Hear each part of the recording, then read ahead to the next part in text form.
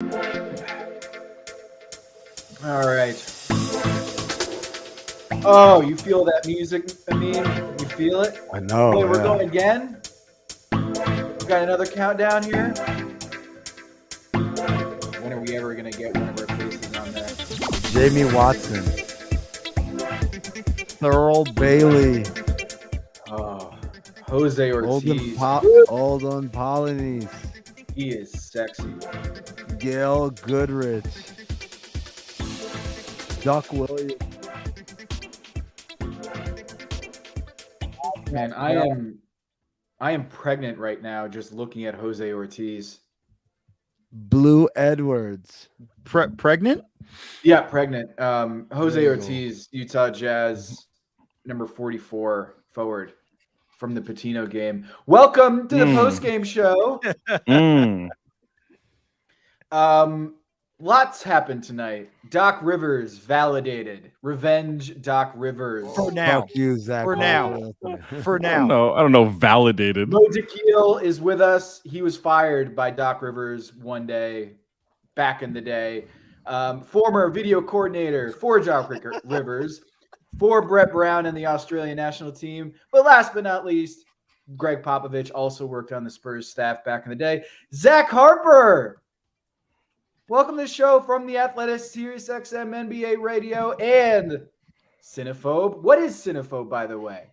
Oh, Cinephobe. That's where we ascertain. Yeah, we fair shake things, and you find it wherever you find Meadowlark Media podcasts. There you go. Le Batard and Friends' latest addition to the squad. Great to have Zach and Mo here. And obviously, we also have Mr. Patino Game himself. Amin, are you feeling me Butler in the bubble after all the Patino Game submissions to your Twitter feed now? Oh man, I somehow I found a second win here with Jeremy Evans and his crude painting. What about Gordon Giracek? Oh, Gordon Giracek, who got choked out by Shaq in our locker room moments before we were going to play the Spurs. That Gordon Giracek. That one. That same one. How about The Sundiata same Gordon Gaines? Sundiata Gaines. Oh, Sun- yeah. Hold on, Sundiata Gaines hit the game winner on TNT, and the day his 10-day was going to expire. Mm-hmm. And you can't talk about a Utah Jazz Patino game without mentioning Malone, of course. Of course, I'm talking about Jeff Malone. Jeff Malone, yes. Yeah. Classic. What about Adam Keefe? Did you mention him already? Adam Keefe, he hasn't been mentioned, but yeah, throw him on there. Have we got What about- Olden Polynice? Oh, you mean Officer Olden Polynice? Officer. Yes. Yeah. Officer. It happened in Olden Utah Polynice? too, right? That's where it was. Was it a golf Did it? course? No, it was Didn't at the it? airport, wasn't it? No, that was DMX I'll was be at the airport. Googling my fault. this. DMX was at the airport, right? So Utah blows a 12-point you know who my lead. favorite Bojan Bogdanovic misses an open three-pointer at the buzzer, gets the pump fake wide open, misses it on an ATO. They're hunting Rudy Gobert, the three-time Defensive Player of the Year down the stretch. And we also got Doc Rivers and the Philadelphia 76ers taking down Toronto in Toronto by 1 billion points. We also got in the middle there, Chris Paul, perfect 14 for 14. We're going to talk about that later. Whew. But let's talk first about the you want to go Doc Rivers first, Mo? You want to go Doc and the 76ers? Yeah, I mean, they did a good job. There's no way to really deny what they did. It was a close game at the first half, and they followed my advice. I wrote an article on Bleacher Report. Play faster. You got to play faster, and they played faster in the second half and ran the Raptors off the court. You're still working for Doc Rivers? It's like a subliminal thing, don't worry. There were a Right. few shots taken in the article on the way to the advice, but a couple of mentions of some past blown playoff. But those aren't his situations. fault. He had shitty teams, according to him. Pat Yeah. Garrity. You know what? You know what didn't get mentioned was my last year with him, because it wasn't the video coordinator's fault that we lost, and we didn't blow any leads that year. Don't Danny, give me the let's pull up that video from practice yesterday. Let's play that video. Well, it's easy to use me as an example, but I wish y'all would tell the whole story with me. All right? My Orlando team was the HC. No one gives me credit for getting up against the Pistons who won the title. That was an HC. Go look at that. I want you to go back and look at that roster. I dare you to go back and look at that roster, and you would say, what a hell of a coaching job. Really. I mean, the Clipper team that we lost 3-1. Chris Paul didn't play in the first 2 games and was playing on one leg. And we didn't have home court. And then the last one, to me, is the one we blew. That's the one I said, we blew that. And now it was in the bubble. And anything can happen in the bubble. There's no home court. Game 7 would have been in L.A., you know. But it just happened. So I would say with me, some of them is I got to do better always. I always take my own responsibility. And then some of it is circumstances happen. You know, this one, let's win it, and we don't have to talk about it. My favorite part is even the one that he's taking the blame for, he's still blaming the bubble. It was in the bubble. Well, anything could happen in the bubble except for you holding the 3-1 lead. That couldn't happen in the bubble because you didn't do it. A boat's a boat. But the bubble, anything can happen. The bubble could be anything. It could be anything. Blown 3-1 lead. Bro. Well, so there's the other thing in here, which is he says, hey, you know, we blew the series with the Clippers, but Chris Paul was out for the first 2 games. What am I supposed to do? I'm like, but you went up 3-1 without Chris Paul? Is that your point? You're up 26 at this game 6. You don't have an excuse. Josh Smith and Corey Brewer. That's what it is. There is no, like, it doesn't matter who you have out there. No, wait a second. Was this the series where James Harden dropped Wes Johnson? No, I think that was a regular season game, right? That was a regular season game the next year because that was when they had CP and that was when they had the tunnel stuff. Oh, that's right. Oh, yeah. God, that was a fun great tunnel issues. issues. What a Let me say this about the Sixers tonight. No. We're still gonna go on that Doc thing. Before you go there, we got to still go on that Doc thing. They're cowards. The Magic series. Doc's a coward. Doc's a coward. The Magic series. He goes and talks about the Pistons, and they won the championship that year. They didn't win the championship that year. No. Hold on. Where's my bell? Uh-oh. They didn't win the championship that year. That was 2003. Hold on, Tom. I explained this to Zach on the radio earlier. We do no look pass on Sirius XM NBA radio. Amin started just groveling at Doc's feet earlier on the I didn't radio. grovel. I understood what Doc was saying because Doc is Wait, was Doc's Sheet on that team? I mean, was Sheet on that team? No. Wasn't even the same coach. No. Darko wasn't even on that team. No. Look, here's the deal. He said we lost to the Pistons, who won a championship. He didn't say we lost to the Pistons, who then went on to go win a championship. He said we lost to the Pistons, who won a championship. They won a championship a year later.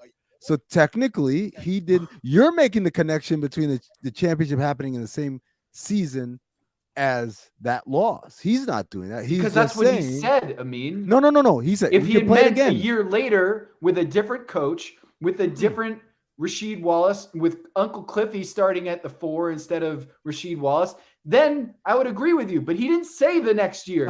He said the Pistons who won a championship. That's not the same year. Who won a championship? Does he say who won a championship or who won the championship? Are we arguing immunized or vaccinated? Are we arguing like the semantics of this? Like this? Play the clip. Amin is. Well, yeah. Well, I'm just saying. Amin doesn't wear a mask. Let's go back to the clip and let's see if he says a championship or the championship. This is a big sticking point here. Well, it's easy to use me as an example, but I wish y'all would tell the whole story with me. All right? My Orlando team was the HC. No one gives me credit for getting up against the Pistons who won the title. That was an HC. Go look at that. I want you to go back and look at that roster. I dare you to go back and look at that roster, and you would say, what a hell of a coaching job. Really. I mean, the Clipper team that we lost 3-1. Chris Paul didn't play in the first 2 games and was playing on one leg. And we didn't have home court. And then the last one, to me, is the one we blew. That's the one I said, we blew that. And now it was in the bubble. And anything can happen in the bubble. There's no home court. Game 7 would have been in L.A., you know. but it just happens. So I would say with me, some of them is I got to do better always. I always take my own responsibility. And then some of it is circumstances happen. You know, this one, let's win it, and we don't have to talk about it. No, we're going to Who won the title? Who won the won title? the title. Not only did he Won not the say title. a championship, he didn't He say said won the championship. title. The title. Amin, your response. The title. Someone needs to mute because I can hear the faint echo. But Yeah. the same. title. He won the title. Watch And out the for that echo's wall still you're happening. backpedaling into. You're done. Look, Another all you thing. guys wanted Doc to lose this game so you could have your little parade. Well, guess what? Parade's canceled, boys. This echo is weird. I don't want to It hear is Amin weird. twice. Dan, we got to fix Twice. that echo. How And they does that won the happen? title. They won the title in you know who- 2004. This you know was who else won the 2003. title? You know who else won the title? Someone who Hmm. doesn't get credit for winning the title? Doc Rivers. How about that, guys? How about that? Oh yeah, boys? when KG dragged him to the title, just like you Dragged? dragged Paul Pierce to the Hall of Fame. Oh, I'm sorry. Did KG say the word Ubuntu? I don't think so. Did KG take $100 from every player and put it in the roof of the Staples Center in that little visiting locker room? No. By the way, you know what really upsets me about that story is where he put it, the tile behind which he put the money is above the video room. You know what I'm talking about, Mo, right? Like when you walk into that visitor's locker room, over here is the video room. And which also doubles as the coach's locker room. Very, very cramped, right? But all I could think about is because we played the Lakers in the 2010 conference finals, and I was like, man, if I just looked up, oh my God, like Blue Streak, I would have just taken all that money. And yes, is it Mo? It is Mo. Oh, shut up, Probably man. mine. Just keep talking. Nobody needs to know that. Jesus. But just knowing that money was there, and then like I said, you know what? I'm gonna start like every time we go on the road, just checking the ceilings of all these just to see. arenas. You never know. Just never found who it. in man. that series on the Magic in 2003 is most upset right now off of Doc Rivers' comments? Ooh, Is it Zach? We pulled this up, didn't we? Like Drew the Gooden? roster. Is it Daryl Armstrong? Is it Gordon Gierachek? Is it Jaak Vaughn? Is it Andrew DeClercq? Is it Pat Garrity, Chris Whitney, Sean Kemp, Pat Burke, Stephen Hunter, or Gerald Sasser? The Assassinator. Assassinator. More. Sorry, just because I missed everything trying to get the headphones on. The one thing that's more frustrating, I mean, about the money in there, I was working for the Clippers at that time. I had an opportunity, if I only knew, to check, and it just check. kills me. Just So know we used to the do money was this. there. Mo, did you ever do this after a game, after a playoff game, after any home game, and the teams have gotten on the buses and everyone's gone? Did you ever do I the know where you're preliminary sweep? Yes. Yep, you Look do the for scouting preliminary reports. sweep of the look for scouting report because players are notoriously lazy, right? Like they get back then it was paper. You get a scouting report booklet, right? And this is your book, right? You're supposed to keep it with you. But players are like, nah. So after they leave, it's open season. While they're in there, that is their sacred area. You don't go in there, right? But after they're gone, it is our building. So we go through there, we do a sweep, and we find whatever materials we can find, and we keep them, and we input them in the system, and that's the beauty of the NBA, man. Is because on the one hand, it's like not like the NFL where people are getting cut for leaving playbooks behind and stuff. I got a question for you, though. Mm-hmm. Because definitely part of some narco activity. We used to put the initials of whose scouting report we were putting on the desk. Yes. So that if we found it hanging around somewhere, we knew whose was losing it of our own guys. Because that was the same thing. Yes. Because we would do the same sweep when we were visiting locker room. Leaving, yes. Make sure make sure there's no scouting reports. Make sure there's no DVDs. At the time, it was DVDs hanging around or anything like that. That was one of our things too. Well, yeah, because Donald Sterling was so Absolutely. cheap, he was going to try to recycle that stuff and get They the were credit all for it, right? rewritable DVDs, Zach. So it was, every scout was done on that. Erase the Yeah, DVD.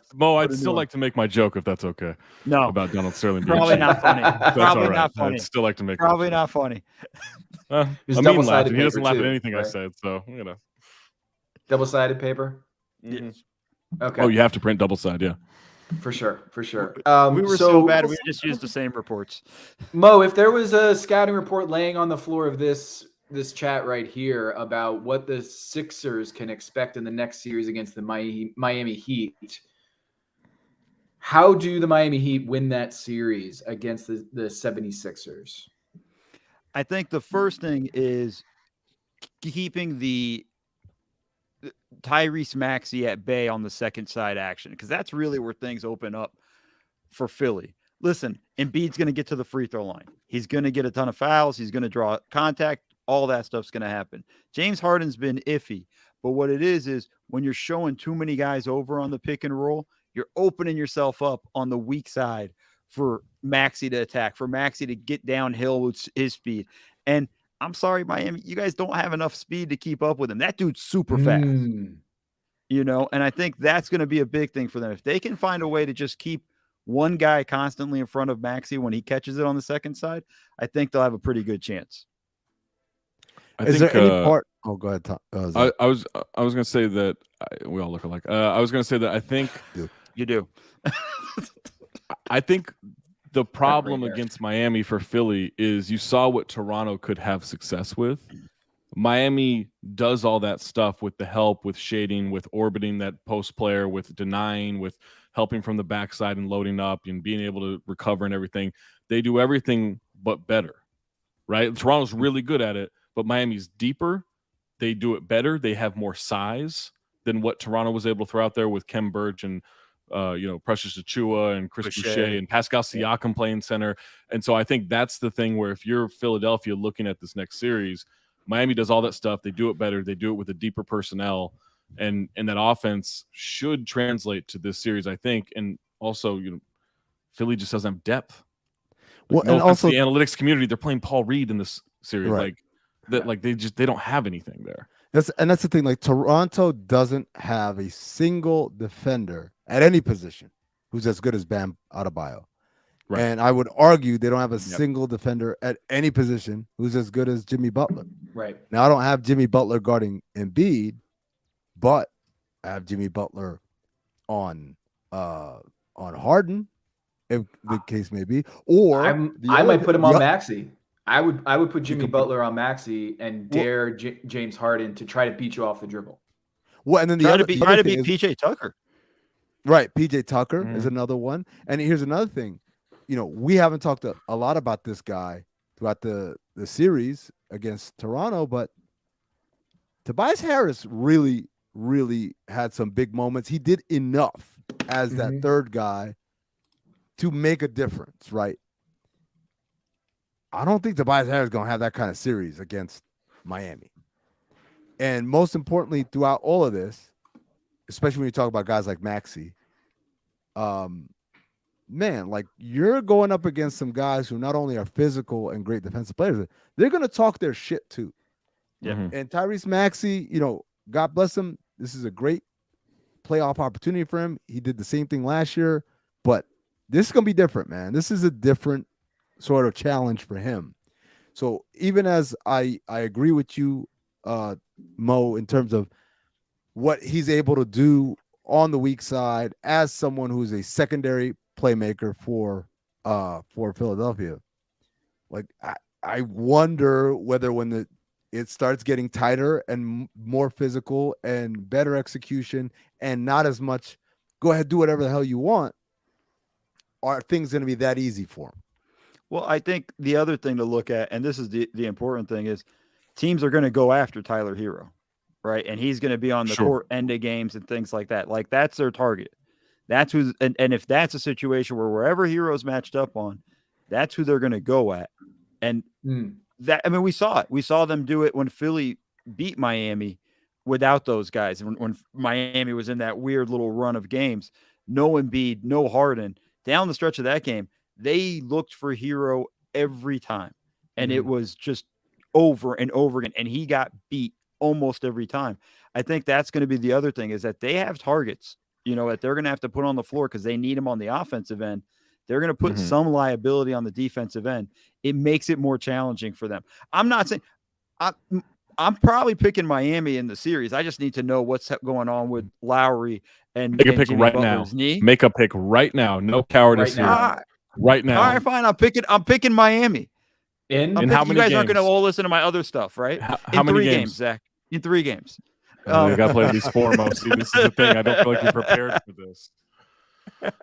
No, I think it's probably close to like a 6-game series, but I am picking Miami. I just think they are deeper, and that's going to be a big thing for Philly in the end. Well, the series is going to start on Monday night, and the Miami Heat are going to need all the time they can get just to get healthier with Kyle Lowry and Jimmy Butler banged up. And they did get this game off, which was good. But to me, the question about Tyler Hero playing down the stretch, it gets much easier if Kyle Lowry and Jimmy Butler are able to get that burst and able to move very well and puncture that defense without having to rely on Tyler Hero. So if those guys are gimpy and not playing well, it's going to have to be Tyler Hero going down the stretch. And it would be so much easier if they were healthy. So like I look at the series, I'm picking the Heat, but I'm kind of terrified at the fact that the Philadelphia 76ers put up in game 1, 131 points in like 90 possessions. And then in game 6, put up 132 in 90 possessions. 2 of the biggest, best playoff offensive performances we've seen in NBA history. 2 of the top 10 in NBA history there from the Philadelphia 76ers. Like, I didn't think that they had that kind of ceiling, but they do, Mo. It's transition. In the game 1 you're talking about, 29 transition points. In tonight's game, 21. Right? Like they get out and they get flying. And that's also another area where they get to Maxey. If you guys are catching my drift here, Maxey's the key to this series. Right. And I think that's the guy that they need to find a way to stop. As good as Tobias Harris is as the third scorer, we know what Embiid's going to do. It's Maxey, because when they're able to slow him down, you're able to slow down the whole offense. Then you have James Harden going into one-on-one and things like that. I think that's the issue. And the transition game, that's where a lot of Maxey stuff is. So when they get stops, they push the ball and he's out running the lanes and he gets some easy buckets. Yeah, and the Heat are pretty like middle of the road transition defense wise. Like for as good a defensive team as they are, you can get out in front of them. I think also because they can get a little sloppy with the ball. Jimmy can get a little sloppy with the ball. Tyler can. So I think that's a concern. I mean, what does James Harden do if Spo unleashes Max Strus on him defensively? I mean, as Mike Ryan will let you know, Max Strus his defensive numbers are all time. You know, greatest they're all defender time. Of all time. He's I mean, what do you call him? Bill Strus or something like that? Yeah, it's hard to argue with that. But the Strus part of this is pretty interesting because I do think he's a capable team defender, which is that's a nice thing you say about white guys in a team defensive concept, right? Like the guys who aren't that athletic, and he's not that athletic. Like he is very strong, and I think that will be helpful against James Harden. I don't know if he has the discipline as such an inexperienced player to keep his hands out of the cookie jar. Yep. I got a question from the chat here. Mac for a Better Tomorrow asks, can the Heat hunt Maxey on defense and get him in foul trouble? Mo, is that the guy you would hunt? I mean, the guy you'd hunt is the hunt for Chunky October. I don't know. See, I think if you're gonna do that, I think what you're trying to do is create switches to where he's on Jimmy, post up Jimmy, even Lowry, and just beat him up. Yeah, I mean Lowry can trick him into some stuff. Some stuff. You can try to get him in the post there a little bit. There were a couple of times that happened in the Toronto series. I think that's certainly something that's possible. You know, in that area, you got to use whatever you can. But I also think at a certain point, you are just going to target Harden. That's your best bet there on the perimeter. I mean, you could target like Danny Green's not a good defender anymore, right? Like he still knows what to do, but he's slow. Like he can't really move side to side. He doesn't have that step. Tobias, you can attack. Like it's really just Joel Embiid and Matisse Thybulle keeping this thing pieced together. Shout out to H. Gore, the hunt for Fed October. Yeah. That's a lot better than Yes. Odin Thorman wants to say Bam versus Joel in the post is the story. Return of the big man. Embiid was so good tonight. He was great. He was. Especially playing the heel. Yeah. With the that was great. By the way, the mics were hot. Did y'all notice that? Yes. The mics were very hot in both games, right? Well, I definitely noticed it in the Toronto game because Embiid several times was saying, I can't hear anybody. I can't. Where did they go? I'm glad you did that impression, not me. I mean, where is that video clip here, Danny? I want to see this. It's just he was just basically. Let me take a look at this.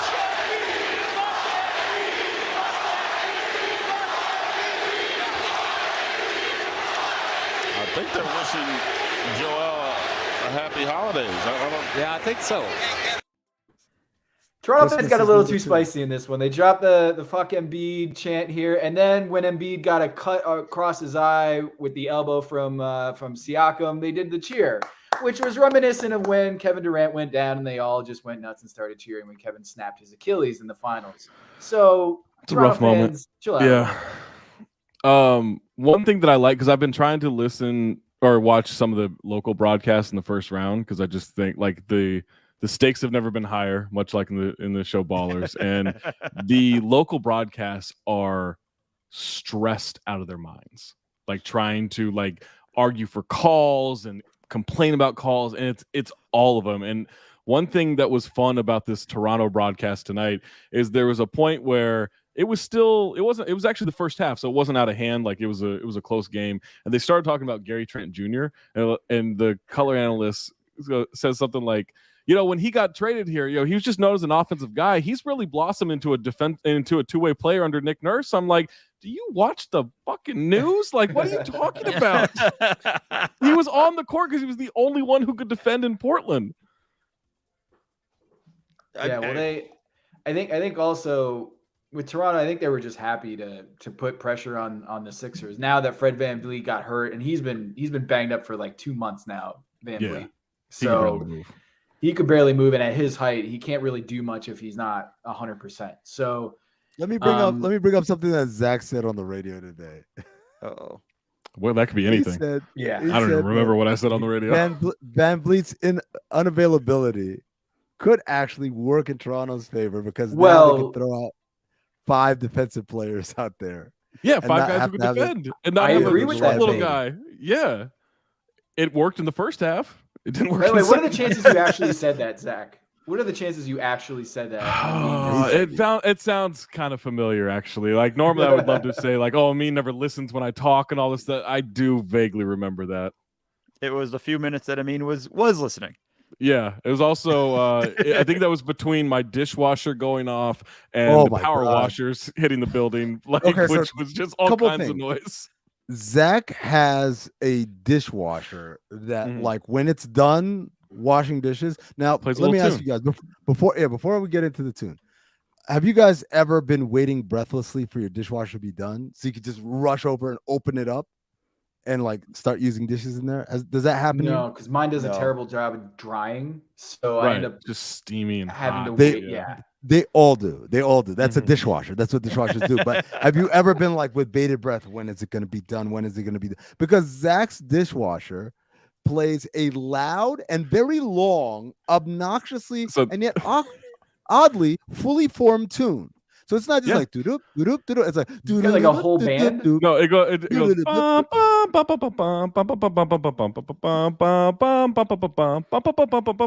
Like that's the whole tune. It's that long. Is that the NFL Fox theme? No, that's that's very close, but not quite that.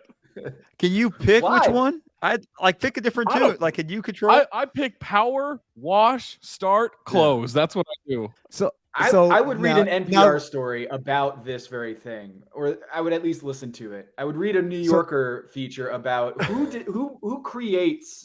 the producer on dishwasher tunes. There's got to be someone who does the jingles for dishwashers. I want to hear the his best story. part of it. By the way, there's a guy on TikTok who does this for everything. You guys have seen this guy's video where it's like he's sitting at his computer and he plays both roles. The guy opens the door and says, "Hey, we just got the contract to do I love this guy. the theme music for this new video game, Super Mario Brothers. Look, the money's already cashed. We don't need anything really complicated. Just do whatever you can." And the guy's like, "How about this?" And he hits play, and he's playing the hell out of it, man. All of a sudden, he's in like the overalls and everything. Yeah. And the guy at the door is like, "What the?" Like his mind is blown by how advanced this thing is. That's what his Zach's one about dishwasher GoldenEye 007 theme was unbelievable. The Darkwing Duck one is really good. That one's I've really not good, seen any of these. I'm gonna have to. I'll tell you another good one. The hold music from the 90s.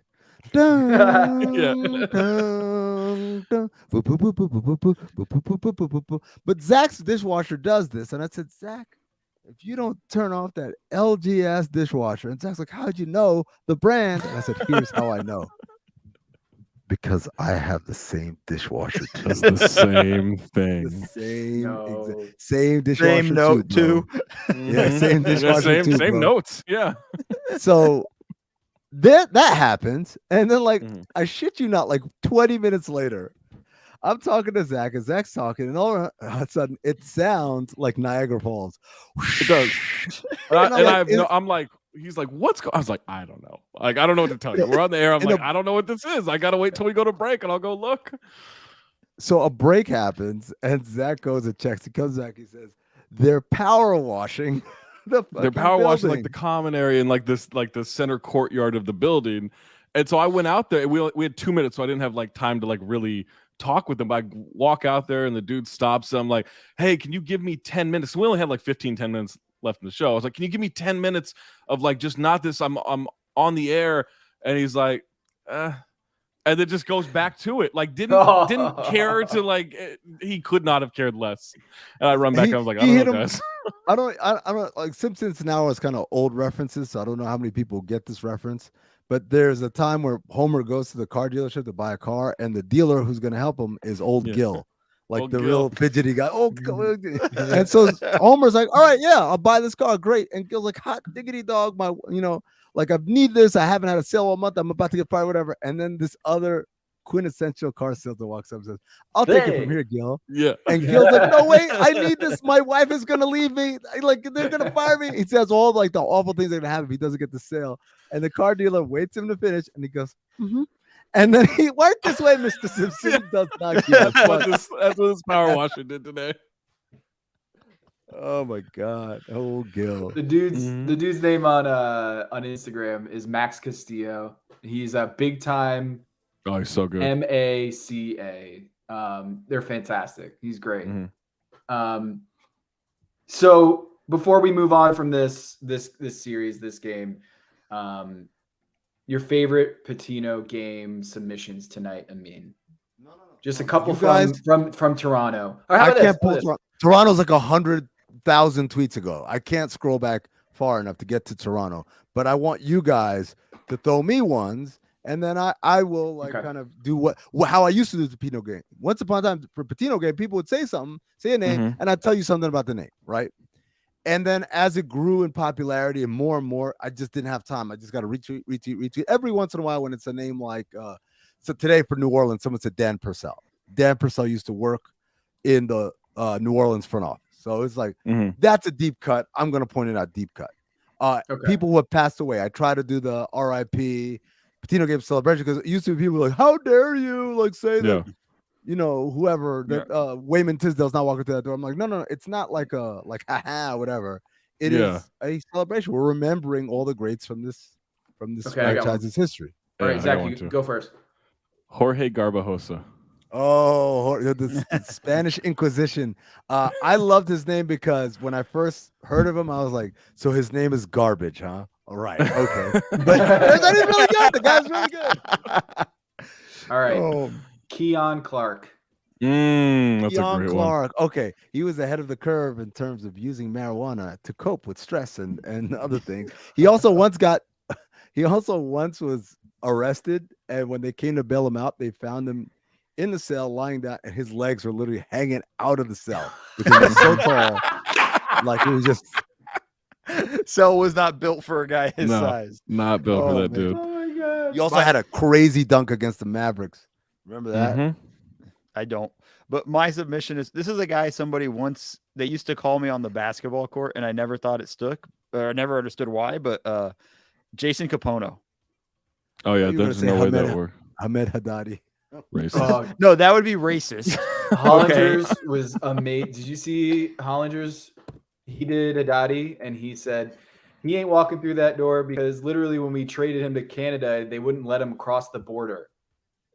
Wow. Oh, It was oh, very, Ahmed very, very serious one from John Hollinger tonight in the Patino game on Twitter. Yeah. Jesus. Ahmed Haddadi had some legal issues when he was in Memphis, so that definitely got in the way. What else? Come on, guys. Come on. Rapid Sonny fire. Give me some Weems. names.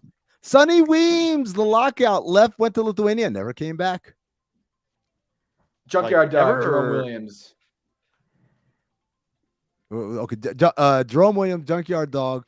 When the NBA instituted the amnesty for the first time in 2005, everyone thought they were going to use it on Allen Houston. They literally called it the Allen Houston rule. The Knicks, Yeah. of course, in pure Knicks fashion.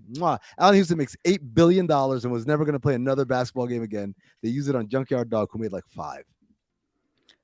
Does Master P count?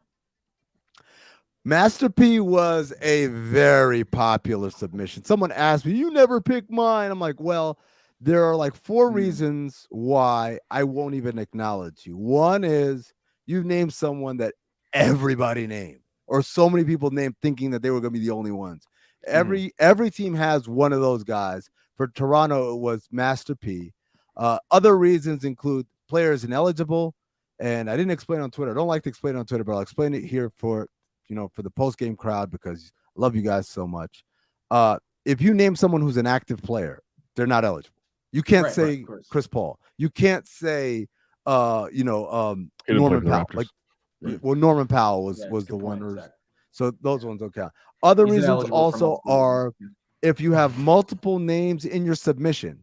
If you say, "Oh, Vince Carter and Charles Oakley and Alvin Williams," like no, like you pick one. one. Yeah. To give other people Oh. an opportunity also. Juan Dixon. And then finally, Oh, Juan yeah. Dixon. There you go. Pick one, Yeah. literally. And then the final reason why you won't get recognized at all is if literally there's some people who do this where you're sending me like 8 or 9 and they're all correct, but you're the same person and you're sending these like 2 seconds apart. Mm. That's not like, look, I'm not here. It's not for you. It's for everybody. So Mhm. you had your one. It's let golden you gun decide on with that one. GoldenEye. You only get like one shot and it's a kill. You Yeah. one shot, yeah.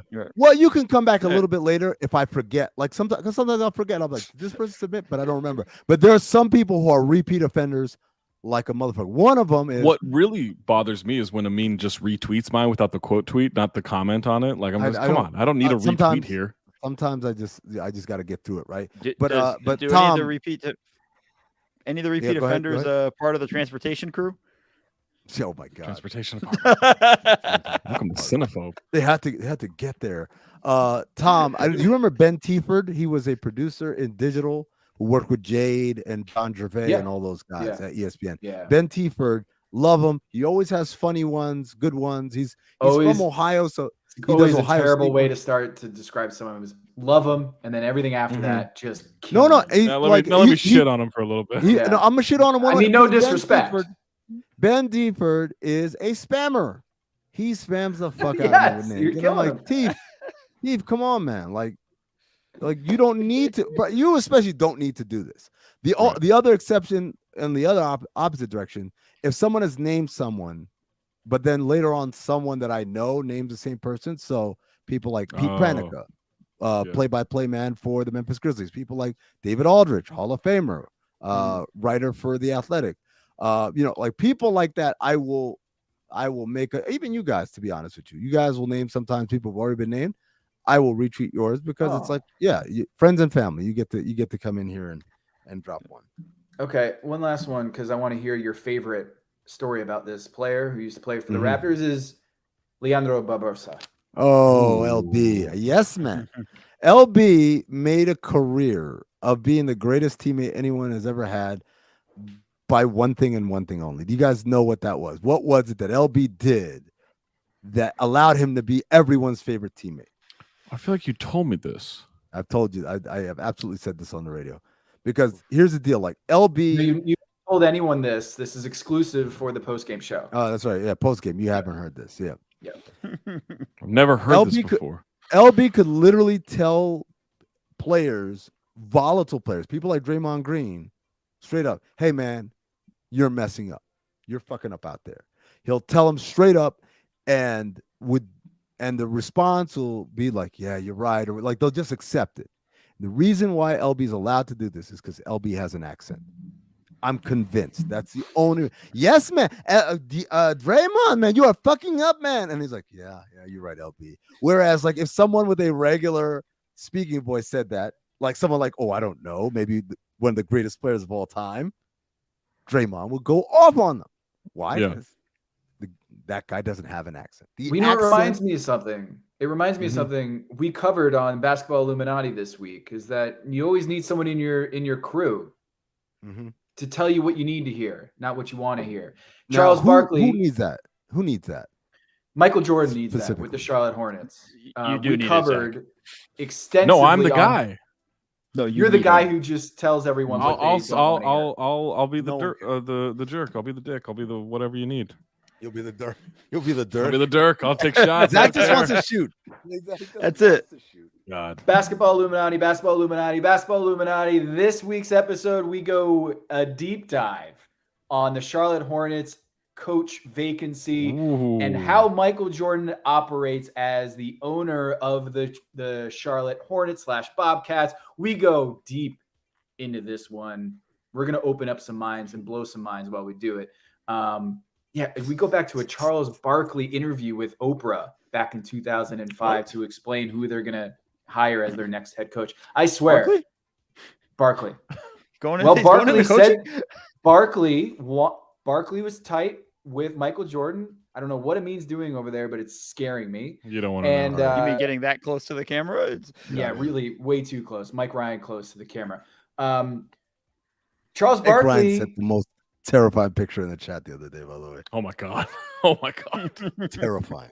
It was really, really upsetting, but I saved it. So listen to Basketball Illuminati this week on the Charles Barkley fallout, the beef with Michael Jordan, and why that is relating to who their coach is going to be next. But Zach, you talked about shooting, or Amin suggested shooting. Let's talk about this Sun series where Chris Paul started 13 for 13 and then got to 14 for 14. And that set a playoff record, 14 for 14, 0 misses. And we got this great clip after the game with Devin Booker. They're at the press conference and they're talking about his perfect 14 for 14 night. And here it is. Danny. Not aware at all. I believe in the heat check, though. 14 for 15 looks a lot better than 14 to 14 to me. He gonna heat check even if he ain't hit 5 in a row. I'll never have one of these games, these perfect ones. So if you were 10 for 10 like Chris was, how many more shots would you have taken? Seriously. Zach, you could never be 14 for 14. There is not a chance in the world. Not because you're not capable of making 14 in a row, but you just like Devin Booker. I'd start jacking. I would start pulling from half court. Like after Tom, oh my God, yeah. Yeah, Tom, you said 14. He was like 2. Yo, He's like, I'm hot, guys. I'm ready to go. Like I don't need to warm up. The burner's always hot, baby. I'm always ready to go. Zach is the first dude who, before he even touches the ball, before the game starts, going, "I'm hot, baby, let's go." He doesn't even. You know need what a was shot. rude? You know what was rude is I think Amin was on Nate Duncan's podcast years ago, and they were talking about like media members playing or whatever, and he was like, Zach's like online persona, like that's that's him in like playing basketball. Like he is just a guy who will just like let it fly or so. It was something like that, and I felt like it wasn't a compliment. It's not. Anything coming from Amin is not a compliment. It's not. I'll put him up. I want to ask you guys a question. I'll put him up quicker than Tony does. How about that? 10-day Tony? I've 2 never for played 10 with Tony? 10-day Yeah. Tony. I've seen clips. Tony. I'm ready to shoot chat. with him. I'm ready ready for that him one. and Kate on. I'm ready to go. So, guys, Tom has a segment where he does his own research on basketball Illuminati, and he calls it "Tom did his own research." Well, Amin did his own research today.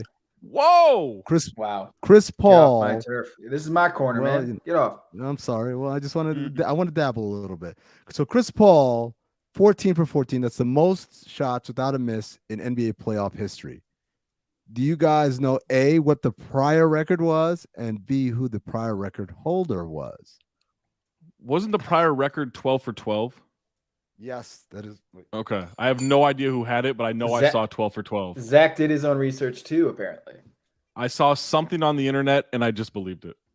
It's two guys who have had 12 for 12. One you can name, and the other one I'm guessing you can't. Okay, Dwight Howard.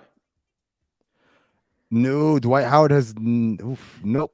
Dwight Howard is not even in the top 20. Whoa. Who would have 12 for 12?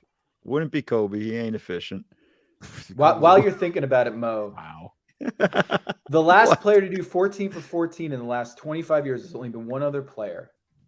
I'm trying to one up. You hear what I'm doing right here? I'm trying to one up. Yeah, you're trying to one up the research. The last player in the last 25 years, there's only one player who's done 14 for 14 in an NBA game, regular season or postseason. It was Thomas Bryant. In 2018, he had with the Wizards, right? 14. Yep, with the Wizards, 14 field goals, all within 2 feet. Chris Paul tonight didn't have a single layup. Actually, didn't have a shot within 6 feet tonight. So Thomas Bryant, the last time it happened, all within 2 feet, 14 for 14. Chris Paul didn't have a single layup tonight, 14 for 14. He's unbelievable. Yeah, I mean, go ahead.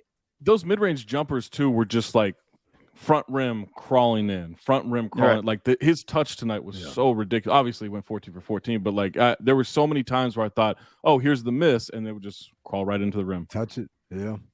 All right, so you guys ready? Yeah. The one that you're not going to get was in 1975. It was Larry McNeil. Kansas City. McNeil. Yeah. I totally was about. I was about to say him. Lefty Larry. Yeah. 28 points, 12 of 12 from the field. But the one you should have gotten was Nene in 2017, not that long ago. Bro, I haven't thought about Nene in like who was he on? Was he on 8 years? man? Like even when he was in the league. on the Nuggets. It was the Nuggets. Houston, he was on. It's 2017. What are you talking about the Nuggets? 2017. He was in Houston. It was like this is like the day before yesterday, right? It's 5 years ago, by the way. I'm totally blipped out like Thanos snapped his fingers. But here's an interesting one. Take it another level, guys. So Nene went 12 of 12 and was 4 of 7 from the free throw line. Larry McNeil was 12 of 12. He was 4 of 5 from the free throw line. Can you name the guy who's made the most field goals without a miss and also no missed free throws? Gary Payton. This guy is active and playing in the playoffs right now. Chris Paul. No. What did Chris Paul do tonight from the free throw line? I don't have the box. He was 4-4. Okay, so then Chris Paul's the answer there. Sorry. But before Chris Paul, who had made the most field goals without a miss and free throws without a miss? H. Gore, by the way, said Larry Mc. Oh, damn! I mean, said it before I finished. Rudy Gobert. Not Rudy Gobert. It's someone. I'll give you some more hints. Forward center is the position, and Giannis as a big, this guy is a pretty decent shooter. Brook Lopez. No, the answer. Okay, well, I'll give you another hint. Since you said Brook Lopez plays on Brook Lopez's Bobby team. Portis. No, Serge Ibaka. Serge Ibaka. Serge Ibaka. 2 for 2. So I'm not too jaded enough. I'm not too jaded to not appreciate that Willie Green moment with Chris Paul and Monty Williams after the game. I mean, you already stopping, rolling your eyes at Monty Williams last year, going into the locker room of Giannis Antetokounmpo. Look at me, Louis. That's my camera over here. That's your camera right here. Yeah. Oh my god. This has been such an emotion. Hug me, Chris. Oh, get out of here. Wow. Your first Mo, time in the come on, playoffs, you're bro? a coach. Come on, man. Come on, Mo. Act like Who you've would you been cry there. for? No, Who would you cry for, Mo? myself. If I lost, what are you guys talking about? If I No, like you play. Yeah. Who is the coach that you fight tooth and nail to win, and you can't get across the finish line, but it's just heartbreaking that you didn't win. Who is the coach that it would bring you to tears that you couldn't beat? Well, I mean, I'd be furious if it was Doc, so I wouldn't be crying. I would be For slapping sure. my Yeah, for players, trying to sure. figure out, like, why didn't you make that shot? Wow. But Wow, Relax, listen. Bruce Arians. Jeez, this is Wow. but then I think I would be emotional if I beat Pop. I think that's where I would be Really? emotional. Well, okay, well, hold on. Let me ask you a question. If they had played any other team, right? If let's say the Pelicans were playing against the Grizzlies, Yeah, for Grizzlies. example, He's not crying. do you think What? Willie Green cries when No. they lose? No. The whole reason It's- why he was crying is because these were his mentors. That's why he's crying. yeah. He just There's came. the whole backstory after the game is that I'd Chris rather- Paul He played said with that Chris. he He, had to was shut just there off his- coaching last year. Yeah. No, it's. I mean, Chris and Willie played together in New Orleans, played together with the Clippers. Like they go way So? back. Like it's. Listen, What do you mean, not everybody so? is as devoid of human emotions. Amin as has you, gone Amin. full Dennis from Dennis Reynolds from It's Always Sunny. Like, I've been having these like a- feelings I recently. feel like a 14-year-old. Are you familiar? You have feelings? Is this the first time you ever had Feelings? feelings? Like all the time. The way Max says so terrified and breathless Yeah. all the time. What do you mean? All right. How about this? I mean, what would be a genuine where the other coach is crying after they take him to 6 games, a 1-8 seed, where you'd be like, you know what? Those aren't crocodile tears. Those are real. If it's in the finals, or if Are you going all this is like Stugotz on him right now? Or- Monty yes. was the Willie Green finals. did it in the Monty was first the- round of the Monty playoffs. was the no. finals. If Monty had done it on the court in that moment, then I would have been fine. My thing about Monty was like, yo, you walk down to their locker room and they said, hey, come in, and rather than say, guys, no, you know what? I'll just catch you later. Like, look, oh, they dragged me in. Like, that's just, I'm not buying it, because like if you've been in the finals in a clinching game, you know that there's 8 million opportunities to catch these people.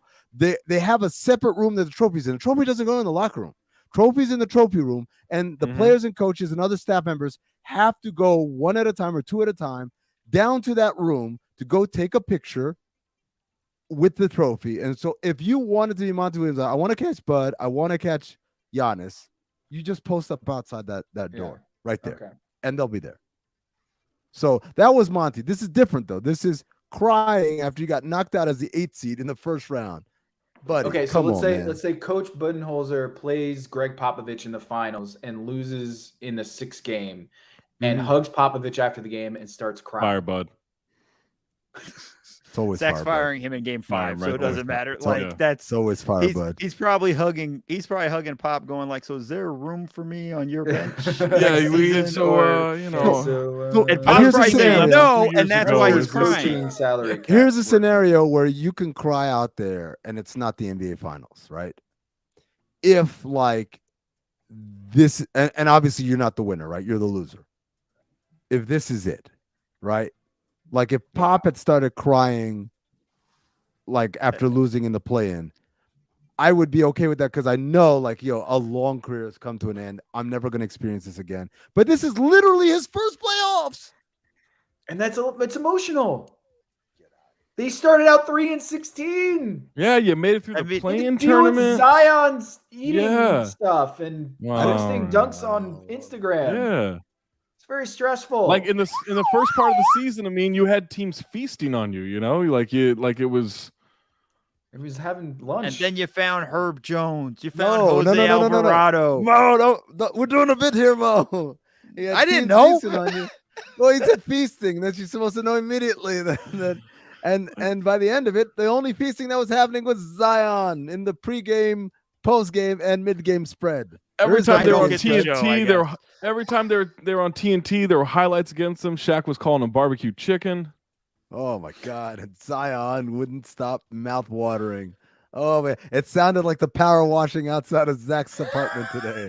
Just slobbering. But then like the guys kind of recognized that like they got their paychecks and things calmed down. They got that bread and it was good. Yeah. Oh, and who can say no to a fresh baked loaf of bread? Well, I don't tell you who think can't that say no. like for Willie Green going against his former coach, the stakes were pretty high. Yo, by the way, yeah. there's the stakes They were on a roll too, right? They were on a Stakes roll. and rolls. All of it, Zion was going for it. But ironically, everyone's wondering why Zion didn't play a single game this season. I wasn't surprised. Like you guys know this, right? He has problems. I was gonna say he has beef, but that's not what I wanted to say. No, seriously, he has problems with his coach, with the head coach. No, Willie Green. Zion doesn't mess. What? Zion doesn't mess with greens. That was a long walk. That was a real Yes, long that's- walk there. Long Yeah. The kind that Zion would never do. What you think Willie Green crying was a whole big nothing burger? Mm. What do you think? Now, it can't be nothing. I like There's that. always something in the burger. Gotta have some bacon, some sauteed mushrooms. But Willie Green had to really coach because they were kind of like doing all these flashy passes. They're really hot dogging out there, Oh, now you're just making it up. Nah, wow. Why don't you just say McDonald's? Burger King. Fat. So Zion coming back next year, where does let's just put it on the table, and we can eat at this table. When Zion Williamson comes Not back Zion's next at the year, table. assuming he's healthy, how good are the Pelicans next year, Mo? Well, I think you have to assume he's going to be there. I don't think he's going to desert them. Yeah. Never skips out on dessert. Never. Why are we doing this? It's like we're on. No, it's not we because I Oh haven't my said one yet. God. It's like you guys are on a loop. I can't can't shake it. I can't shake it. What size Shake memory do you Shack. guys have on your phones, by the way? Off topic. What? Like, do you guys have this problem where your phone fills up? Like I've got no space on my phone Yeah. because it keeps telling my You iPhone can keeps telling me I delete a got to. picture. Well, it tells me I got to delete apps, and Zion's here. Hold on. Did someone say apps? I walked into that one. That's not good. I'm ashamed of myself. I should have saw that What? one coming. Yeah. I heard he's going on vacation this summer. He's going. He's gonna take a quick trip of Europe. All right, but Brussels seriously, sprouts, then Mo, turkey. a lot of talent out there Greece. for the Pelicans. There's a buffet of options. Who's going to Right. start Well, for them next year? What is you know- if you could step up to that buffet for the Pelicans? How all that talent there? Which player are you putting in the starting lineup? Yeah, no, I think you're starting Zion. He's going to be your main course, and he's going to be your main featured guy. Your sides are going to be Brandon Ingram, CJ McCollum. CJ kind of being your third option on that. You got them on the wings. Well, here's the thing, because I know if they didn't sign or if they didn't start Zion, what would I do? I scream. I think. For ice cream. There we Yeah, go. That's enough. By the That's way, enough. We're if you- done. if This you- bit's done, guys. Come on. If you thought this, hold on. If you thought this bit was good, you should see what Zach and I did this whole one about Pelicans teammates. We don't need to. We don't need to, guys. We don't need to. No, this one was like, oh my God, this one was so good.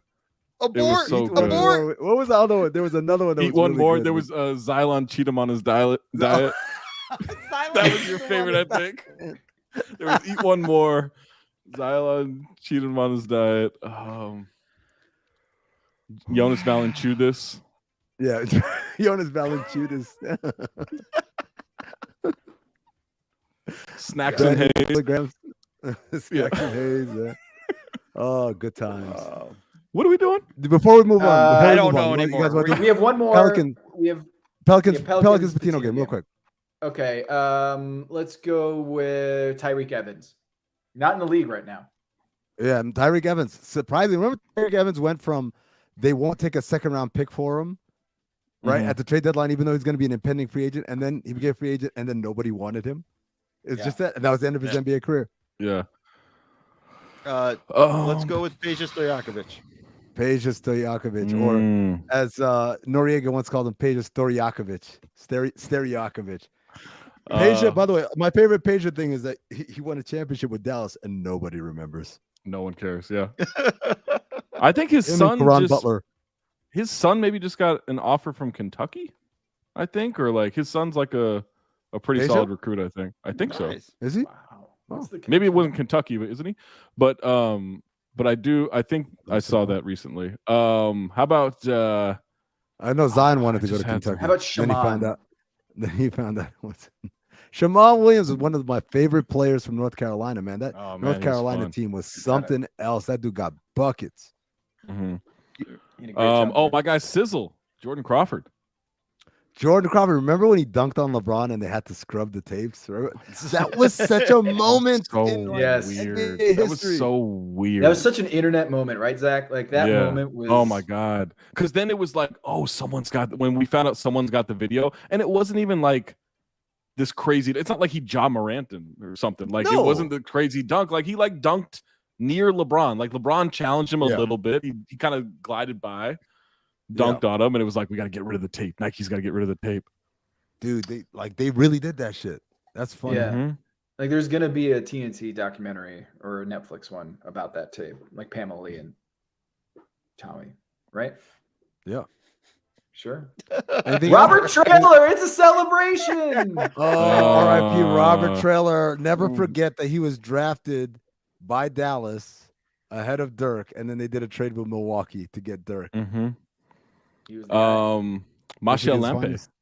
Oh, the Magic Lamp. Mhm. Yeah. He was drafted like 30th overall, but like that was when Something the like draft that. only had 29 slots. So he was the first Yeah. pick of the second round, and Knick fans in the first time in draft history went nuts. They were like, yeah, we got the guy. We got the best player in the draft. I remember I read a mock draft going into it, and who knows where it was, but it was something where they were floating the idea of like Pat Riley may take him at 5. Dude, Or he wherever was wherever supposed to be- Dwayne Wade went in the draft. I can't remember. Let me where give you Dwayne went. guys my top 3 names of guys that were supposed to be like, oh my God, right? Number 3 is Magic Lampe.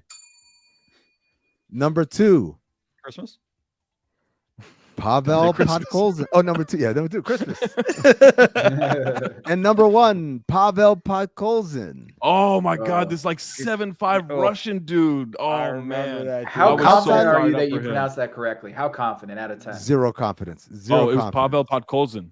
Podkolzin. Wow. That's Where are what I you said. on the Podkolzin. 10-point scale? Are you feeling pretty confident about that? Yeah, I feel very confident about that. I listened to a lot of Chad Ford back in the day when he was talking about Pavel Podkolzin. Yo, so here's that on the OLI. What was my man that played for Pittsburgh and was supposed to be a top 5 pick, and by the end of he like played himself out of the draft completely? You know who's guys one of my remember this? favorites? I don't know who you're talking about there, but one of my favorites was Petteri Kaponen, the Finnish point guard. Oh, I think he Patrick- went Oh, like that was a 30th. good one. Patrick Yeah. Kapanen. Oh my God, Skeeter he had a great workout, man. Petri Yeah. Kopanen. And I Great remember FIBA career. I said, "What are you gonna do when you get your first check?" He said, "I'm going to buy Mercedes." He wanted Mercedes. Okay. a white Benz. That was more than anything in the world. Now, where does that go? Is that like a pro or a con? Like, is that a red flag when he says that? No, Like, I was where, just where do you making- file that answer? Like, what answer would, Yeah. where does that I fall was on just- the spectrum? I don't, I think I was just thinking. The Freaking answer that conversation. scares you is like, I'm gonna buy an alligator or something like along those. Oh. Like something wild, like Let me tell you. Hold on. Let me tell you the greatest version of this story. Right. This is a campfire that I will stay at for hours. by the Oh, way. man, I wanna so tell these stories. We had a pre-draft workout that was Robin Lopez, Maurice Spates, JaVale McGee, and I want to say the fourth guy was Austin Day, but I'm not sure. I can't remember who the fourth, but it was another kind of guy who also played in the league. And so after, by the way, the guy I was thinking about was Chris Taft from Pitt. Remember Chris Taft? Oh, yeah, I remember He's supposed to be a top yes, five pick. yes. So after the workout, we're walking to the restaurant across the street from the arena to go to lunch, and Mo Spates says, "What kind of car you gonna buy with your first check?" And JaVale McGee JaVale is a very, very dry, super dry humor kind of guy. So he doesn't miss a beat, and stone faced, he says, a Ford Pinto.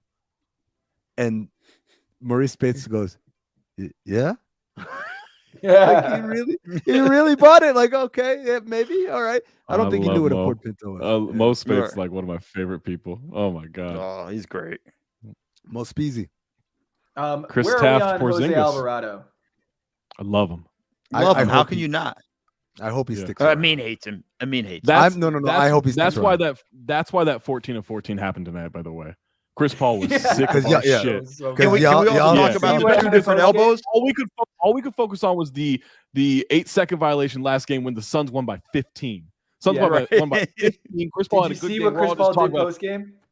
No, what did he do? So Alvarado was like, man, I'm just so thankful that I got to guard Chris Paul. It was like an amazing career moment for me. Like, he's a Hall of Famer, but I'll tell you one thing. He remembers my name. So after the game, they ask about Jose Alvarado, and Chris Paul's up there with Devin Booker. And in the most dickish way, in the most Chris Paul way, he goes, someone asked him about Jose Alvarado. He's like, yeah, the guy, what's his name? Alvarado. Yeah, he, pressured me a little bit, and Devin Booker's just cracking up on the side. All right. Well, can we talk about the two elbows Chris gave him? Ooh, yeah, he caught him a couple of times. I'm surprised that that last six one, games. that last one, I You know thought what? 14 to 14, he can do that. He can do that. You give elbows? 14 to What is it? 14. Every 7 made shots, you get to throw an elbow? without a miss. Yeah, without a miss. When Alvarado at the bloody lip, and he showed literally everyone in the arena. But Everyone, it wasn't bloody. That was the funny thing. He's like, and there was. I'm like, I don't see any blood here. Little like Joe, inflamed. But can we just talk about just little X's and O's stuff? Like when you're the Pelicans and they switch and you get CJ McCollum on Chris Paul, you got to go send the double right away. Yeah, what was that? You can't just sit. You can't let CJ, who can't guard anybody. I think he would struggle guarding even Zach. And you can't just let him go one-on-one. I'm pulling on CJ. He's gonna see these J's because you're all over tough him. to That's guard, what he's gonna Tom. CJ. You're tough to guard, Tom. Zach, but like, Zach's you want to catch these buckets, Mo? You want to catch these buckets? I'm not too. No, I'm let's not get worried. hurt. But you got to go send the double. Yeah. You can't wait. You can't leave CJ on an island. You got to go send the double.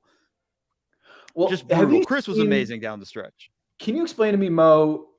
It's very rare that we see something in the NBA that we've never seen before. At least I've never seen before. The Alvarado just ducking by the bench and waiting for the pass in.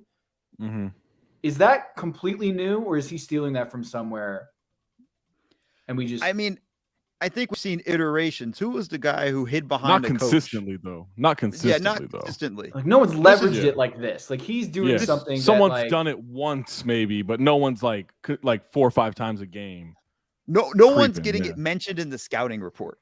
Like you're Right. going into the game when you're playing Jose Alvarado, and the one thing the coach is saying is, hey, when that Alvarado kid's in the game, watch it when you're bringing the ball up the court. He's probably trailing behind you.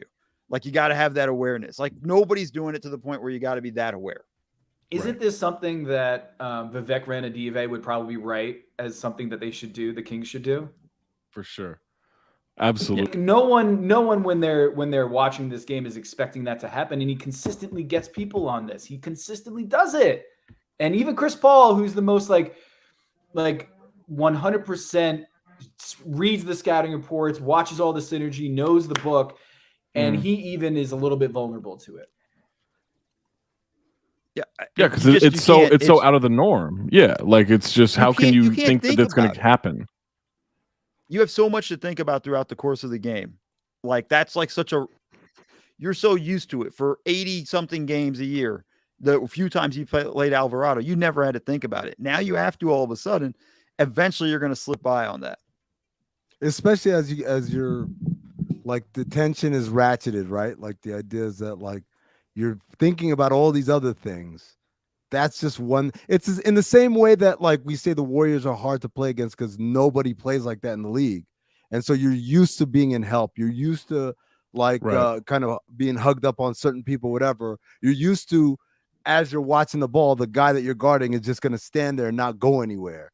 And then you play the Warriors and everything kind of goes out the window. It's chaos. Yeah, it's absolute chaos. Can I spar with you a little bit, Zach? As can you play Stugotz here for a sec? Can I spar Would with love you to, just for yeah. a future fight with Stugotz about Chris Paul? For sure, yeah. Okay, 33 points. He had 14 of 14 shooting. I mean, just the way that he was in command of this game. Man, it's a play-in tournament team. What's that? It's a play-in tournament team. That's a good one. Yeah, but like, I mean, Devin Booker's not doing this. Do it against a team that didn't have to play extra games to qualify. I mean, playing Get 3 to the- rookies. No one's ever heard of these guys. Do it The in the Pelicans beat the finals. Spurs. The Pelicans beat Greg Popovich and Tyronn Lue in the play-in Best game. coaching job he's ever done. Greg Popovich, best coaching job he's ever had. How many field goal attempts, perfect shots from the floor would it take for you to be impressed too? How many of Against the them happened in the Pelicans. finals? How many of them happened in the finals? Well, he got hurt Do it in last the year in the finals. finals. I mean, He's always he was hurt. banged up. He always gets hurt in the finals. He never comes through. He's been in the finals every year. He's always getting hurt. He's never there. Yeah, but Devin Booker got his eye gouged out Get back to the last finals year, and then get back to me. He's Devin he's Booker. top 10 all time in PER. And when you Which do it, generous he wins You now. got who's and your when you do favorite it in the player? finals, do it again. That's the ultimate Stugotz. Gotta Like, go back to back. Yeah, do it again.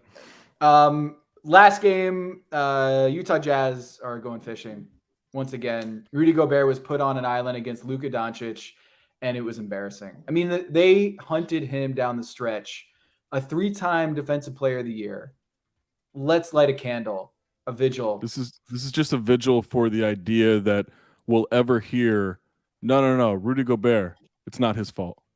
This is just the last time we should ever hear it, right? Like, this is RIP. It's not Rudy Gobert's fault when the other team is consistently hunting him play after play after play after play in the fourth quarter. Spencer Dinwiddie, buckets. Luka Doncic, buckets, of course. Jalen Brunson, $100 million buckets. Like, they are going after him every time. It is a problem. It is an absolute problem. It's not the only problem. There's lots of problems. Donovan Mitchell became the worst defensive player in the world. Yep. But Rudy Gobert, who's supposed to be the best defensive player in the world, can't do shit against the Mavericks.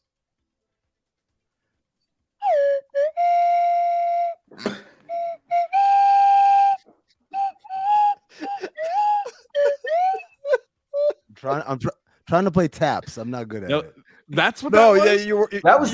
even close. You weren't even Now close. let me I thought that was like a processional, like a march, like Let me do the ceremonial. Is that not taps? Is that's that not taps. what's that one called? I think that's just funeral. Okay, so that's what I was playing. Yeah, I Does it don't sound know. like that? Yeah. But let me extinguish this version of the Jazz. They are forever done because they're about to get blowed up. Yep. Yeah. All the way. There's no. I mean, everything Candle about smells this team is amazing, by the way. Mm. Oh my goodness. Man. Lilac and Rose. Where does Rudy Gobert go? Where does he end up this summer? I actually think Charlotte. Dallas. Yeah, I actually think Dallas. I'm like the irony of all ironies. Yeah. After like when the Maverick fans were shitting on him, I was like, wait till you guys. are Hold on, cheering guys. him Hold next on, year. guys. You're not thinking with your third eye open, guys. You're really not. What do you You're have? really not. Open it up. What happened earlier today with Rudy Gobert? What happened? You got Did stung. LeBron by tweet about him or bees. something? By bees. Oh, No, bees. Charlotte. He doesn't strike me. He doesn't strike. Doesn't me LaMelo as- Ball need a defender at the rim and a lob threat at the rim? I don't think Michael Jordan. Like he's just gonna not a respect that. Jordan guy. Oh, But what Yeah. player with a very certain hue of his skin might work in a return Ooh, to there's two, Utah with a actually. very big contract that they might want to move to get You someone who could plays a little package- bit more defense? You could Who package might that Gordon be? Hayward and Mason Plumlee. It's a twofer. oh, that's a perfect fit for Yeah. Utah. They're loving. Yeah. That's Oh, perfect Book it. fit. Done. That's the white Most, idea. most sealing it. It's Done. perfect. Call Not- it in. Hayward. Let not- Rudy know to hold start on, packing. hold Let's on. go. Not in Dwayne Wade's Utah though. Man, He's Dwayne Wade's already leaving with hugging everybody Danny else out. Ainge. It's Dwayne Danny can Ainge's catch out as Utah soon as now. I he can. mean, Yeah. it's Danny Ainge's Utah. Did you see him in the game? He's sitting there with his hat. No, he looked like he had lost every game this season. He looked completely apoplectic. He was just sitting there in his head going like, and you're gone, and you're gone, and you're gone. And it's all of them. Quinn Snyder, gone. Donovan Mitchell, gone. Rudy Gobert, gone. Conley, see ya. All of these dudes are gone. I mean, I you're, think you're, you're Donovan's- Danny Ainge. Are you doing a clean sweep? No, I think I'm gonna try. I'm gonna I try. don't and think you keep do a clean sweep Donovan. right away, right? Yeah, I think you keep Donovan and you try to convince him that we're gonna build a team for you. Look, I wasn't here for this, and Ryan Smith has just got here, and Dwayne Wade just got Isn't it here. Rudy Gobert? You can't have Donovan Mitchell out there as a 30-point scorer without surrounding him with a lockdown. rim Tom, I'm gonna tell protector. you. I'm gonna tell you what because everyone. He that worked is this a series. matador out there to the highest degree. There was a play I had to tweet it. It was so bad. His defense was so bad. He just forgot what he was doing. That happens multiple times. He was year. just chilling. That happens to all of us. He was just chilling right in the middle. Didn't really have anybody Just to right in the guard. paint. Like, yeah. Oh, they're not doing No big driving deal. kicks on He's him just watching. every He's like, single yo, this time is a down the great floor. drive by Luka. Oh, wait, hold on. Where'd the ball go? Here's my pushback on the Mitchell thing. He's going to demand a trade at some point. He doesn't want to be there. He doesn't want to be there. He's on his way. So- Let but, him like, finish. my I mean, Okay, one second. Go ahead. no, I mean, we know what the end of the story is, right? We know what's going to happen in Utah. He's going to demand a trade and want to be bounced out. It's gonna happen. Get ahead of it right now. Do it. You have a very desperate New York team, not Brooklyn, that's dying to be somewhat relevant after a failure season this year. You have a chance to fleece a team right now. Go do it. I think this is your best opportunity to trade Mitchell. You got to do it right now. This is What's the this is trade my look belief. like? I think they change everything around him. They tell him, "Look, we just got here. Let us put the team together for you that is going to be a winner." Danny Ainge, Dwayne Wade will tell him, "Look, man, New York is fucked. I know you want to play in New York. It's not a good situation. Talk to the vets around the league. Ask them. You don't have to take our word for it. Ask them, is New York a well-run organization? Is that a place where you're going to cement your legacy? It's not. Give us a chance." And then once they do that, if it doesn't work and then he wants out, then you trade him and you get more stuff, right? But for now, like Zach said, you don't clean sweep everything. You do it phase 1, phase 2, phase 3. I don't think there's I just think you have a trouble situation because the thing he wants to see changed the most is Salt Lake City. Right? Like I don't think he wants to be there at all. Like it's just not something that's sustainable. Dwayne I think it's something work. D Wade has got to do some serious work. Yeah, I mean, you got that's to really what- sell him what on you it. bought and him then- for. But you're gonna really sell him on this. This isn't gonna be a 1-year fix. The Western No. Conference is gonna be extremely screwed. Not that the East is gonna be easy either, but next year the Western Conference is gonna be stacked because the Clippers are presumably gonna be healthy. Denver is gonna be healthier.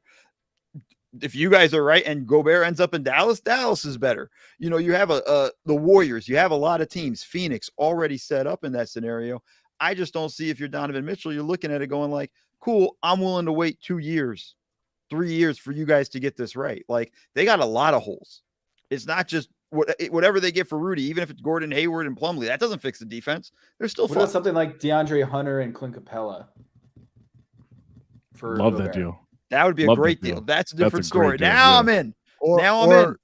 or John Collins and one of those two guys. I need more perimeter defenders. Like I need But let me see- someone who Royce but O'Neal's not I'm- cutting it, man. Like, But I'm saying like let's say John Collins and DeAndre Hunter, for instance, No, because I like think- to me, I feel like they're gonna get Donovan on. We're gonna get people here that are A, gonna help you win, and B, we're gonna get you cooler teammates. We're gonna get this cornball about it. Ben Wow. Simmons, come on Wow. down. Because Clint Capella can do a lot of what you hope Rudy does for half the price. A fraction Right? of the cost. Yeah. Half the price. And then if you need a white, maybe you can get Kevin Herter. Yeah. I mean, yeah. Good he's shooting on guard, like he borderline. can hoop. Like Yeah. Yeah. Still doesn't know. I about want defense. Onyeka Okongwu to get some shine. Like he needs a place where he can actually blossom. Yeah. I really like him. Atlanta's not going to move him at all, though. That's Yeah, not that's- good No, news, that's what I'm his saying guy. is like if you bring If you Rudy bring in Gobert Gobert. over there, then it kind of stifles Okongwu, who's I think I is- agree But with if you you're- on that. If you're Special Travis Schlenk, though, Okongwu's your guy. That's like your Draymond, right? Like that's the dream right there. Do you know how much Rudy's going to hate playing with Trae Young? When yes, he you do starts not pass me pulling- the ball. when he starts pulling from 35 feet with 20 seconds left on the shot clock, Well, Rudy's gonna do well, one Rudy of did it. these. All right, Mo, you're Quinn Snyder. You're leaving Rudy out there in that matchup to build him up and keep his confidence up. That you're not pulling him in Game 6 when they, No, I'm going home. Building his confidence for what if we lose? Like, this is the thing. Like, this is a problem with Utah all year. They never experimented that much with small ball lineup. Yeah, even when they did, it didn't work out. It's because they never gave it a chance. The Rudy Gay and Eric Pascal. Yeah. They did a little bit of Eric Pascal tonight. Rudy Gay was kind of cooked, and I don't know that he liked playing there anyway. In the system. Like, yeah, in the system. Like, I don't think he liked the system. And then on top of that, like, they cater to Rudy Gobert. Like, we're talking about catering to Donovan Mitchell. They cater constantly to Gobert. Like, it is like, this dude is for he's years. Their only hope for defense. He's their only hope. But he's not though, because he can't do it in the playoffs. Like, to pull this to like, he can't do it in the playoffs. And again, it's not his fault. But when you're telling me this all-time defender, this all-world defender who can plug up anything and turn you into an elite defense, you can't beat Jalen Brunson. Jalen Brunson is going at you constantly. Like, it's a problem. You have to retool something. And I think Quinn Snyder should have pulled him. He was never going to, because Mo, to your point, like they just never worked on it. You got to experiment. I just don't understand how you could see how your season ended last season and not go, hey, this season we got to, even if we're going to lose some games, we got to find a way how we're going to play small for stretches in this season. And their big answer was, we're going to play Hassan Whiteside as our backup. Yeah, but like, to me, it's a problem. You needed a wrench, and they had a twig. Like, who are you going to put as the small ball 5? At that point, you needed Pascal to find somebody. Pascal worked for them. Thad Young was available throughout Thad Young was available from the Spurs. You had guys out there. You have to go find a way to do Young, it. I would have liked for them. That's something you got to go find. That's your job as the front office and as the coaching staff find that. Illuminati on you. I think Danny Ainge was like, yeah, we're good with this team. Yeah. Also, there's something with Rudy where, if you notice, like, that dude runs hard, straight down the floor, books it, knowing he's not going to get the ball. They do not trust to throw him the ball. No, they just don't. Like, I get it. He's 70% around the rim and everything, and he's an okay enough free throw shooter. Everything. They don't trust him to get the ball and do something with it. I don't even know if they trust him to catch the ball. Like, he has pretty solid hands. He got stopped in the post by Luka on 2 or 3 different occasions tonight. He got stopped in Game 5. He got stopped in the post by Jalen Brunson. He caught the ball deep against Jalen Brunson, has a foot on him, and decided to pass out of it because he didn't have leverage. But to your point, though, the other thing with Rudy is he's so dead set on rotating over to the paint and the rim. Dude. There's a play where Connolly had Brunson stopped late in this game, and he's still rotating over, and they kicked it out to Dorian Finney-Smith. It caused a rotation, and I think it was Luka who got the 3, or excuse me, the ball got swung to Luka. 2 guys run out of him. He gets to drive in the lane because of that, and it's all because Gobert's over rotating when he didn't even have to. And that's kind of the problem with some of the stuff you're getting from Utah. We talk about it. It's not all Rudy, but it's also a lot of Rudy in that situation. Their perimeter defense, completely trash across the board. Like, there was nobody there I was expecting to get a My argument is Rudy is the problem. And a lot of it is because that's their default. They have no other option to go to. Yeah. And part of the reason why Donovan Mitchell falls asleep defensively and is a matador is because he knows that Rudy's back there. And so he's been habitualized to just let things happen and funnel it to Rudy. And so when the playoff comes around, he's just like, yeah, it's Rudy's job to clean up that mess. Like, I'm not supposed to play perimeter defense and lock them down. That's Rudy's job. So that's part of the problem. Perimeter defense is super boring to play, if we're being honest. Like, you just want to get the ball back. Really? You just want to shoot. Yeah, you just want to shoot, man. Zach, you just want to get the ball back. Don't tell that to Jose Alvarado. Yeah. That is Zach's defense. No, that's Zach's defense right there. I mean, I'm excited to see what happens to Rudy Gobert. That's going to be really interesting. But I think the biggest offseason just development that we're going to see or expect is Zion Williamson coming back to that Pelicans team. You can put that roster in the oven and watch it bake. And it's going to be bacon all summer long. They're going to get really good. Right, Zach? Right. Zion's like, did someone say bacon? Let's mean, wrap this up. I- Patino game jazz. Oh, I was wrapping it up with some Zion Oh. bits, some Oh. bacon bits. Bacon bits. Bacon bits. Yeah, bacon bits. Yeah. Kibble and bits. Oh, you want to go Utah Jazz? Yep. Okay. Didn't we start with that? No, we started with that, didn't we? Yeah, we? Didn't we? because that's some Deotta Gaines. That's the only reason why he came in Yeah. my Oh, mind. That's right, I think we yeah. had Ike one. Austin. Ike Austin, that's right. He's a former Miami Heat. Once a Heat, always a Heat. Mm-hmm. Arizona State University, by the way. Forks up. Forks up. No, Zion. No, not Forks. No. No. There it is. There it is. There's the. That'll do it. Joe Johnson? Joe Johnson, I don't know if he's eligible now. He played in the league this year, so I don't think he's eligible. How about Even- friend of the show, John Amici? Oh, John Amici. That's right, man. I mean, Uh, I got yeah. one. Uh-huh. Speaking of Zion, Mark Eaton. Take it Now out. we're done. That's it. It's over. All right, Mo, tell the people where they can get your stuff. Just go check me out on Twitter, _NBA. You'll find all my stuff from there. The latest Cinephobe. National Treasure Book of Secrets to round out Cage Month.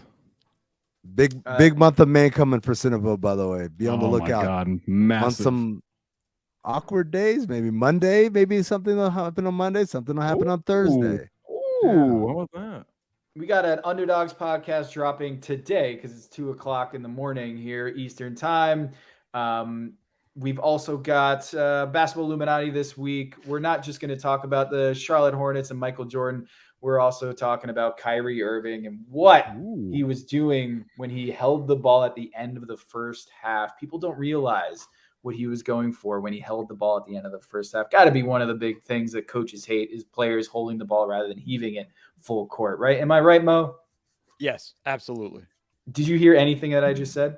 Yeah. Him holding the ball and then throwing Okay, it, good. even though I'm just everybody making hates. sure you're still with it. Okay. Thank you to Danny for producing this, and go listen to all the Le Batard and Friends podcasts that are out, especially the Off the Looking Glass, which this season 2 premiere is out. And Gina Davis comes onto the Oh my show, God. and they She ask dropped the her- ball. They ask her if she meant to drop the ball or if it was just by accident. Go listen to that. And thank you, Amin. Thank you, Zach. Thank you, Mo. Let's get out of here. Go to bed. Bye. We live in a racist country. Shout out to